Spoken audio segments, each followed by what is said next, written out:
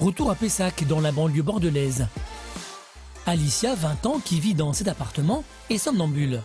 Ce matin, elle se réveille perturbée car elle a fait une crise de somnambulisme. Ses proches tentent de la convaincre de consulter un spécialiste, mais aujourd'hui, c'est d'elle-même qu'elle décide de prendre son problème en main et de téléphoner à un hypnothérapeute. Oui, bonjour, Alicia à l'appareil.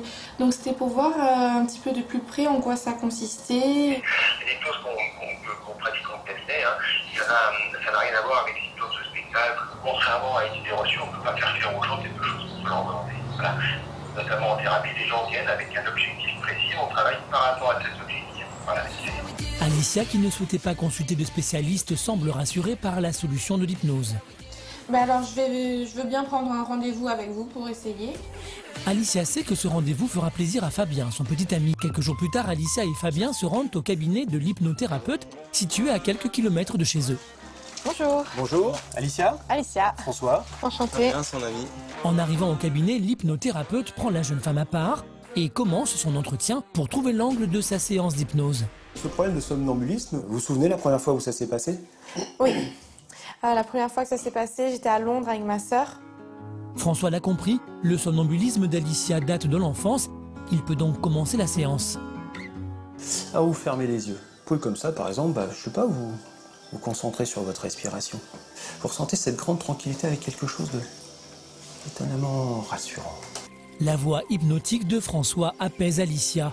Il peut désormais se concentrer sur le problème de la jeune femme. On va accompagner Alicia juste comme ça, là, dans le passé, avec un contact comme ça. Et elle va repartir là, vers la période. Elle avait à peu près 8 ans, là, où elle a eu un jour comme ça, dans cette chambre d'hôtel à Londres. Et bien Alicia, maintenant, c'est comme si elle voyait la petite Alicia comme ça dans son lit. Et elle peut Alicia comme ça, aller vers la petite fille, aller vers la petite Alicia. Voilà, simplement, tranquillement, la prendre dans ses bras. Est-ce qu'elle peut faire ça, Alicia? Faire juste un petit mouvement de tête, si elle peut. Elle est d'accord pour prendre la petite fille dans son lit, là, qui est... Oh, ouais. Hypnotisée, Alicia s'exprime de manière inconsciente. Est-ce que la petite fille, elle est plus calme maintenant? Ouais. Est-ce que la petite fille, elle s'est réendormie? Est-ce qu'elle est tranquille et paisible maintenant? Ah, voilà. Alicia répond par des hochements de tête à la voix de l'hypnothérapeute.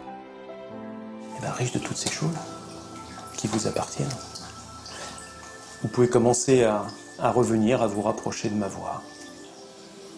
Et quand ce sera le moment, quand vous en aurez envie, eh bien, vous pourrez même ouvrir vos yeux avec un très joli sourire. Super.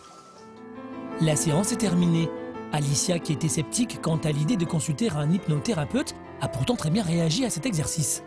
Dès le début, de toute manière, quand on commençait à parler, en fait, j'avais senti que quelque chose commençait à se passer parce qu'entre guillemets, on boit vos paroles. Donc à partir de là, on se sent bien, on est détendu.